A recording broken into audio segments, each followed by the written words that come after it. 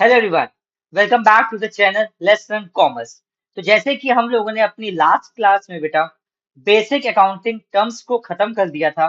आज की क्लास जो हमारी होने वाली है वो बहुत ही इंपॉर्टेंट होने वाली है।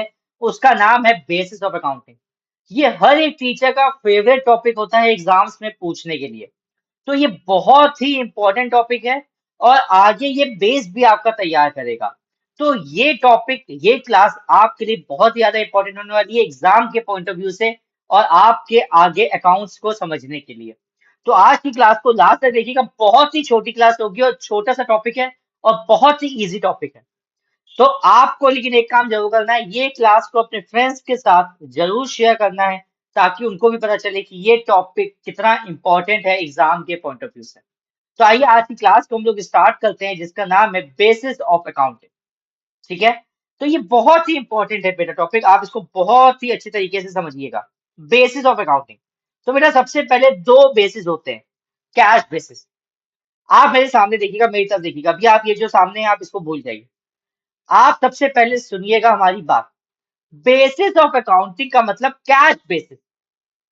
कैश बेसिस का मतलब आप उस ट्रांजैक्शन को तभी नोट डाउन करेंगे जब आपके पास कैश रिसीव हो जाएगा। अगर आपके पास कैश रिसीव नहीं हुआ है, आप उसको रिकॉर्ड नहीं करेंगे। या अगर आपने एक्सपेंस किया, अगर आपने पैसे दे दिए हैं उस एक्सपेंस को, तभी आप रिकॉर्ड करेंगे। अगर आपने उस एक्सपेंस के पैसे नहीं दिए हैं तो आप रिकॉर्ड नहीं करेंगे।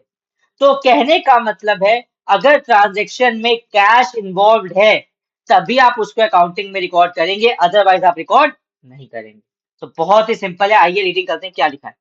Under this basis incomes are not recorded unless they are received in cash. जब तक इनकम कैश में रिसीव नहीं हो जाएगी बेटा, तब तक आप उसको रिकॉर्ड नहीं करेंगे। Similarly expenses are recorded only when they are paid in cash.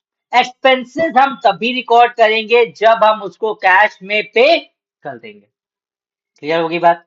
In other words, credit transactions are not recorded at all. Credit का मतलब उधार वाले ट्रांजेक्शन्स रिकॉर्ड नहीं किए जाते हैं and are ignored till cash is actually received और paid for them.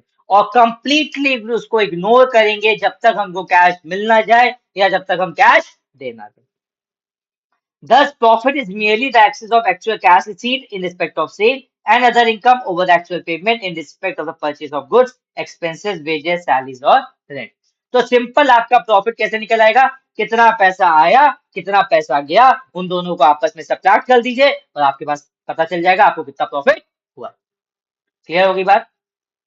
Income और profit is calculated with the help of a receipt and payment account. एक अकाउंट बनता है रिसीट एंड पेमेंट। इधर रिसीट लिखेंगे, इधर पेमेंट लिखेंगे, दोनों को आपस में माइनस कर देंगे, प्रॉफिट निकल आएगा। अगर रिसीट का मतलब पैसा आना, पेमेंट का मतलब पैसा देना। अगर रिसीट ज्यादा है, पेमेंट कम है तो प्रॉफिट। अगर पेमेंट ज्यादा है, रिसीट कम है तो लॉस।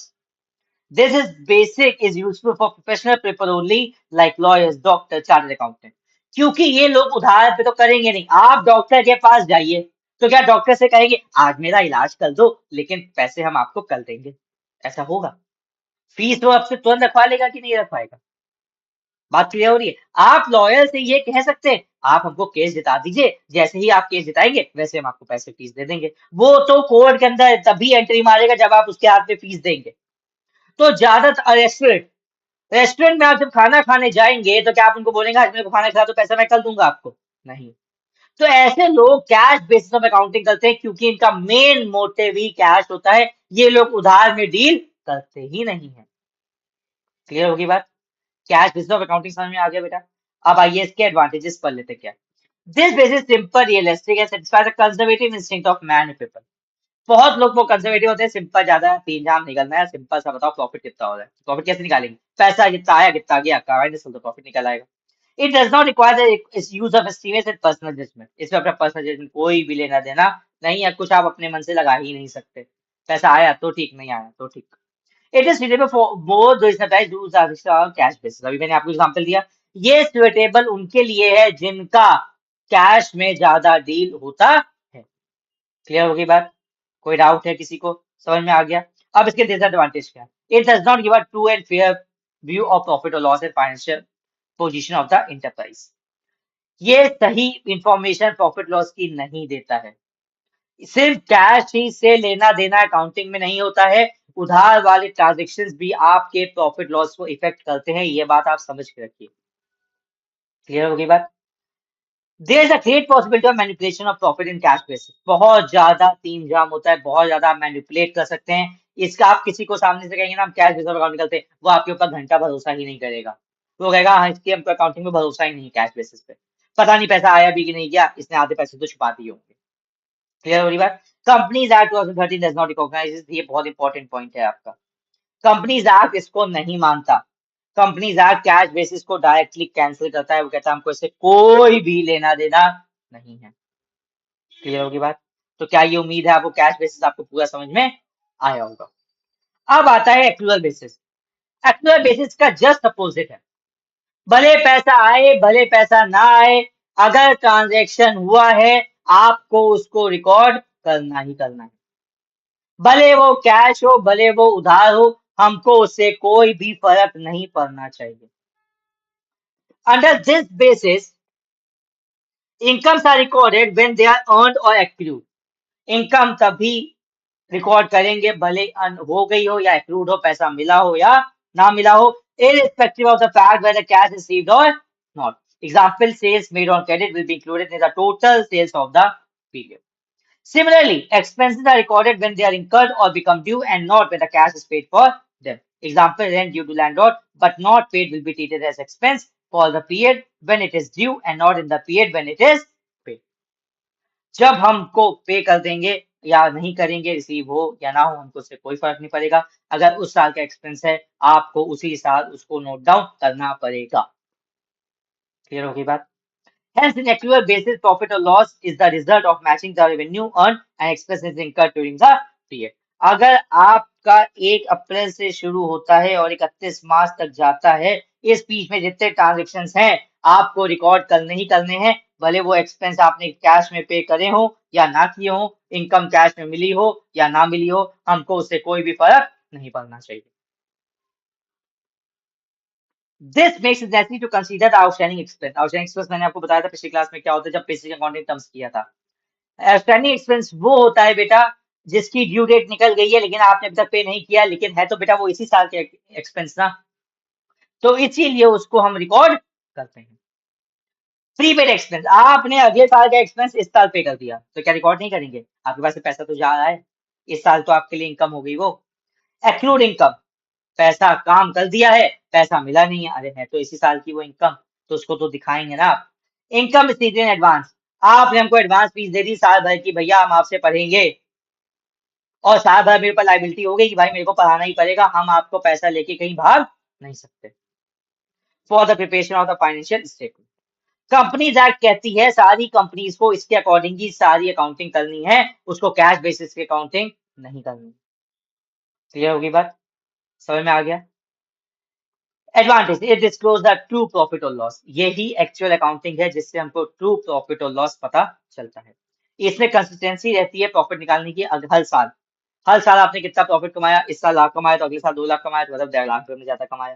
तो अगर आप एक्चुअल बेसिस करेंगे तभी आप एक्चुअल अपने प्रॉफिट्स को कंपेयर कर पाएंगे। अगर आप एक्चुअल प्रॉफिट्स को कंपेयर नहीं कर पाएंगे तो बड़ी दिक्कत हो जाएगी आपके लिए। It is recognised by the companies act, companies act इसको पूरा 110% रिकॉग्नाइज करता है। अब इसके it is not as simple as cash basis, इसके बहुत सारे प्रिंसिपल्स होते हैं जो हम लोग आगे वाली क्लासेस में सीखेंगे जिससे हम लोग अकाउंटिंग करते हैं। It requires the use of estimate and personal judgment, इसमें पर्सनल जजमेंट का भी बहुत ज्यादा फायदा होता है। क्लियर होगी बात? कैश बेसिस और एक्चुअल बेसिस में आ गया। अब आइए इसका डिफरेंस कर लेते हैं, बहुत important. Meaning, transactions are recorded when cash is received और पेड, पैसा आएगा या जाएगा तभी रिकॉर्ड करेंगे, अदरवाइज हम रिकॉर्ड नहीं करेंगे। Transactions are recorded when they are earned और incurred irrespective of the cash receipt और पेमेंट, भले पैसा मिला हो ना मिला हो, अगर एक्सपेंस और इनकम है उस साल की है तो आपको रिकॉर्ड करना है। Revenue is recorded only when cash is received. Revenue is recorded when it is earned, even if cash is received or not. Expenses are recorded only when cash is paid. Expenses are recorded when they are incurred, even if the payment is not made. Payment हो या ना हो आपको record करना ही करना पड़ेगा। Outstanding expense इसमें record नहीं होते हैं, इसमें रिकॉर्डेड होते हैं। प्रीपेड एक्सपेंस इसमें रिकॉर्ड नहीं होते हैं, इसमें रिकॉर्ड होते हैं। इसमें एक्रूड इनकम रिकॉर्ड नहीं होती, इसमें रिकॉर्ड होती है। इसमें भी कैश रिसीव्ड है, इनकम दिखाई जाती है, इसमें लायबिलिटी दिखाई जाती है। आप ये सारे वहां पे पॉइंट एक ही पॉइंट पे लिख के आएंगे, अलग अलग इतने ज्यादा डिफरेंस आप नहीं बनाएंगे, इतना ध्यान रखिएगा। अभी मैंने इसलिए अलग अलग बनाया है आपको समझाने के लिए। प्रॉफिट में रिफ्लेक्ट था टू पर में नॉट रिफ्लेक्ट, इसमें प्रॉफिट सही प्रॉफिट दिखाता है। ये स्मॉल बिजनेस और प्रोफेशनल्स के लिए अच्छा है, ये मीडियम लार्ज कंपनी सबके लिए ये वाला अच्छा है। ये कंपनी फाइनेंशियल पोजीशन नहीं बताती है, ये कंपनी फाइनेंशियल पोजीशन बताती है। ये रिकॉग्नाइज नहीं होता है, ये रिकॉग्नाइज होता है। सिंपल सा था टॉपिक आज का। तो ये हमने आज सीखा बेटा, cash basis and actual basis of accounting. 110% मैं बता रहा हूँ आपके एग्जाम में डिफरेंस आएगा या मीनिंग आएगा ही आएगा। मैं बता रहा हूँ, इसी को हम कहते हैं बेटा एक्चुअल कॉन्सेप्ट।